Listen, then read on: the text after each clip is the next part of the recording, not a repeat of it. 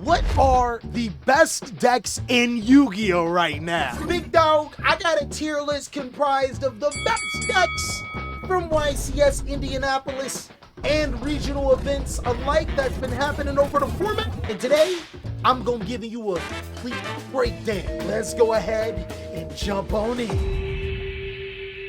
The criteria for this list is incredibly simple. I'm going to be ranking these strategies on how powerful they are based on the ease of being able to win at the highest level of events. That includes YCS, Nationals, and even more importantly, an event that you may be going to. And I have picked some of the most powerful strategies to talk about. Every single one of these strategies has topped a major event, but if there's a strategy that you want me to talk about on the next tier list, go ahead and let me know down below in the comment section. But let's go ahead and start off with the elephant in the room. Not only because of YCS Indianapolis, but the data that we've had over the past few weeks, we have to say that Snake Eyes is unfortunately a tier 0 Yu-Gi-Oh deck. Now that doesn't mean that these other strategies can't compete, but it means that Snake Eyes does have an unfair advantage over the other Yu-Gi-Oh strategies. One of the biggest unfair advantages is that Snake Eyes doesn't have a natural counter. Every single one of these strategies has a natural generic counter. Whether it's losing to a card like Ash Blossom and Joyous Spring, or maybe even D-Barrier, these strategies can be reined back in if you put enough hate in it.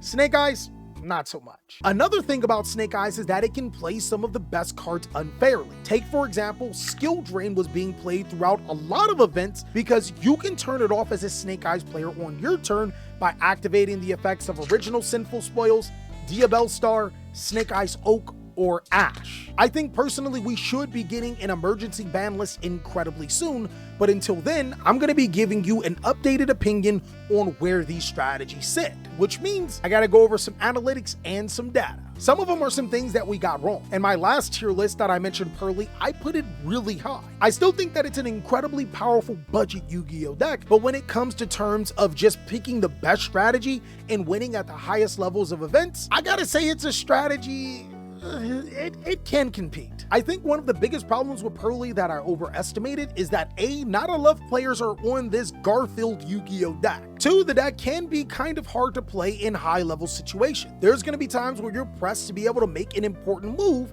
that you may not see in a normal line. But one of the biggest things is that players are using counters to prevent you from getting into Pearly Noir. Once you do get into a Pearly Noir, it's probably smooth sailing, but all the way up to that, it is an arduous task. I think that the strategy still can compete at the high levels, but I wouldn't say it's one of the strategies in the upper echelon right now. Centurion is another strategy that I also think can compete if effect negations didn't exist. Centurion is crazy at being able to summon Hot Red Dragon Archfiend King Calamity, and that is a complete game winner. Unfortunately, there are other strategies that have similar win conditions that don't lose to cards like Infinite Impermanence on their normal summon. I do think that this deck gets a lot stronger with Infinite Forbidden as White Woods come out, and it does have another tuner monster ready to unlock this strategy's potential. And all hope's not lost. Being called a high-end rogue deck in a tier 0 format is like being called tier 1 at this point in time. Maybe not really, but you get the point. Fluendereese. Birds of a feather still flock together. I can guarantee that birds still on Fluendereese, just like how I can guarantee that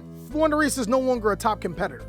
It can compete. And I hate to be that guy and toot my horn, but I think players are starting to finally figure it out. Dimension Shifter no longer wins games anymore. Dimension Shifter has proven to statistically not only be a bad matchup against most decks in the game right now, a lot of them can play around Dimension Shifter, even against Snake Eyes. It has to be a perfect condition for it to be able to win. Fluendereese still does have Impin and Harpy's Featherstorm to be able to win games, and I think that's what players are going to have to rely on from here on out. Still a really good budget deck. One of the best things about this tier list is that I can admit faults. I had Voiceless Voice way too high. It's also a deck that simply just can compete. Voiceless Voice's biggest problem is that a lot of people are using its counters inside of the main board because they're so powerful. Forbidden Droplet is incredibly good against Voiceless Voice, but also allows you to check Appaloosa, SP, and IP. Harpy's Feather Duster and Lightning Storm are incredible against back row heavy decks, and it just also happens to be pretty decent against Voiceless Voice. Statistically also, Voiceless Voice has been topping a decent amount, but on every top, it's been on the lower side of the top cut rather than the higher side. Not something you want to see from a top competitor to Yu-Gi-Oh deck. It's 2024 and we still talking about Kashtira. As someone that not only got his invite this format with Kashtira, has also been playing the deck for quite some time, I have some tough words to say about this deck. One, it's incredible when it gets going. It doesn't need Shifter to win games. Shiftering actually helps you, but not necessary. The bad thing though,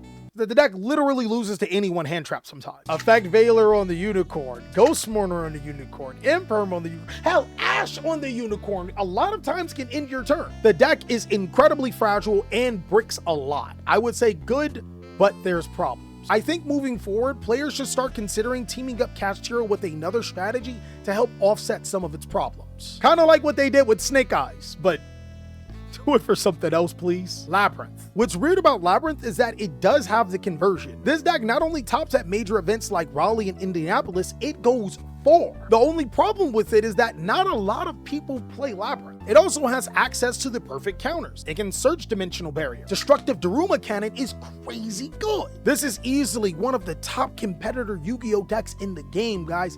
Consider playing Labyrinth if you are going to an event and you don't want to play Snake Eyes. It's really good. Stun. Runic Stun. Guys, Runic Stun reminds me of that time where your mom tells you to come back home with a passing grade on your test and you passed, but you can't tell them how you did it. I think Runic Stun is a top competitor Yu-Gi-Oh deck, unfortunately. Hey, players might hate you, but you be still in W's with your little helmet Yu-Gi-Oh deck, huh? I think that being able to protect your Fossil Dyna with your Runic spell cards and being able to destroy your opponent's floodgates that stop you from playing Yu-Gi-Oh is the beauty of this deck, if you want to call a deck beautiful for stunning. The only stunner I've ever abide by is the Stone Cold one, big dog. And Branded is like a middle ground of both of the decks in top competitors. It kind of feels like Runic Stun, but it's not like when your mother expects you to bring home a good grade. It's more like you bullying the bully with Gimmick Puppet Lock. Regardless, this is one of the best decks in the game. Ironically, I talked about Snake Eyes, Labyrinth, and Branded, as well as a couple of other decks in a video yesterday. Go ahead and check it out if you want in-depth detail on why these decks are so strong. Because overall for Branded, it's not just a Gimmick Puppet Lock. This deck is really good at being able to play through Interruption as well as set up boards on its own. Solomon Great, top to win an FTK. I still don't know how to feel about this. I think Solomon Great is good enough to top without the FTK. I'm going to put it in high-end Rogue. Keep in mind, every single one of these Yu-Gi-Oh strategies has topped a major event, some of them even multiple times. Solomon Great is powerful enough to push Snake Eyes over the edge and get it banned. That's the good thing about the strategy. The bad thing about the strategy is that if it's forced to play regular Yu-Gi-Oh, unfortunately a lot of hand traps do hurt it, but its combos are actually insane. It's good. I think the biggest problem with Rescue Ace is Airlifter at 1. But even if Airlifter were at 3, there are still cards like Imperm, Veiler, Mourner, Skill Drain. I think that the strategy is good, but there's problems. What I really like about Rescue Ace is that it is a back row deck that can still use Rescue Ace monsters to apply a lot of damage. The only problem with this is that a lot of Rescue Ace players are stuck between playing Snake Eyes Engine, which means you're probably better off playing a Snake Eyes deck, or playing a lower Snake Eyes Engine with Rescue Ace cards and finding yourself more vulnerable to interruption. Chimera, oh my god, you know these my dog. Anybody that has watched Battle City Yu-Gi-Oh and got hyped every time Yugi summoned Gazelle, you know what we was cooking with. I think this strategy is high-end Rogue. It got a lot better with Nightmare Apprentice, but it still has its own set of problems. Just because the strategy is a little bit more resilient to hand traps doesn't mean that it's cleared from hand traps. Unfortunately, players are running up to 18 inside of their deck, so multiple hand traps really does set this strategy back. Overall though, it's still powerful enough to get you to the table, though it may not get you high up in the table. Melodious. I think that Melodious is one of the best strategies in the game, hands down. I think that it's slightly worse as a fusion strategy than Branded, but it's easily a deck that can compete. One of the best things about Melodious is that not only can you play a ton of hand traps, you have Herald of Orange Light, which is almost unbeatable. Then there's Melodious Baka, which even complicates things for your opponent that's trying to negate your cards. One card combos, maximum hand traps, really good boards, and even if you don't play Melodious as a pure deck, you can play it inside of other decks to make them more powerful. To keep it a buck with you, Melodious is a top competitor. I have no idea why I put it in can compete. Light Swarm. Whatever you guys do, do not tell Boomer Cowley that I put this in good, but it has its problems. Lightsworn is an all-gas-based Yu-Gi-Oh deck, meaning that it can't really afford to play hand traps. There's a good thing and a bad thing about that. The good thing is that a lot of times this deck can play through hand traps. The bad thing is that there are better decks that play through hand traps. Let's be real, guys. I'm pretty sure a lot of the Yu-Gi-Oh boomers would have a stroke if Lightsworn won anything major. This deck does have a little bit of consistency issues and building issues. You gotta find the right build for the right moment to be able to succeed. Tenpai Dragon. Ironically, statistically, this is the second best deck in Yu-Gi-Oh! All the way up until YCS Indianapolis, we've seen a surge of Tenpai Dragon players taking major events by storm. The problem is that it kind of did the bed this weekend. I still think it's one of the top competitor Yu-Gi-Oh decks, and I think one of the best ways to play Tenpai Dragon may be incorporating a bigger Kashtira engine. We already know that Kashtira Fenrir by itself is full Tenpai Dragon combo. Maybe get that going to bait hand traps, also allowing the deck to go first a little better. Who knows? Manadium's good, but there's problems. The good thing about Manadium is that it still retains its ability to be a great going second deck. The bad thing about Manadium is that there's a better going second synchro deck in Tenpai Dragon. Holy crap, Tenpai Dragon links too, so it's almost the same deck. No knock on Manadium, the deck is still really good, and I think it's because of Vicious Astral Out being the card that just comes out of nowhere and blows things up. But I think the difference between this deck and some of the other decks isn't consistency issues with this deck, it's just power. Yubel has proven its stripes, guys.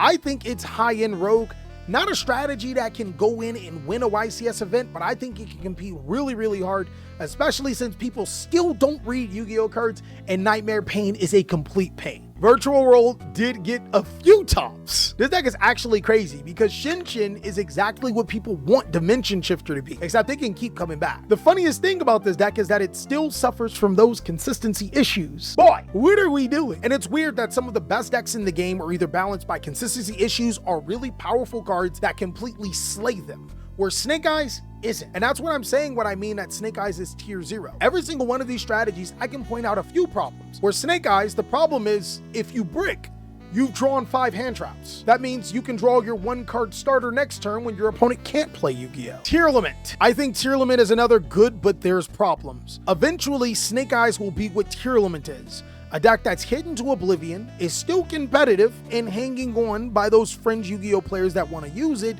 but not powerful enough to warp our card game. Hey, that's literally exactly what Tearlament is. Vanquish Soul is easily another strategy that's good, but there's problems. A lot of people were saying, it's a Dimension Shifter deck. This is probably one of the worst Dimension Shifter decks there is. And also, Vanquish Soul's biggest weakness is Snake Eyes. You can see how that's a problem, right? Lastly is Plant Links. Gotta eat some crow here. I said this deck was bad. Ragnarekas have taken the Rika aspect and the Arrow Mage cards and evolved them into a Plant Link deck. Actually really cool.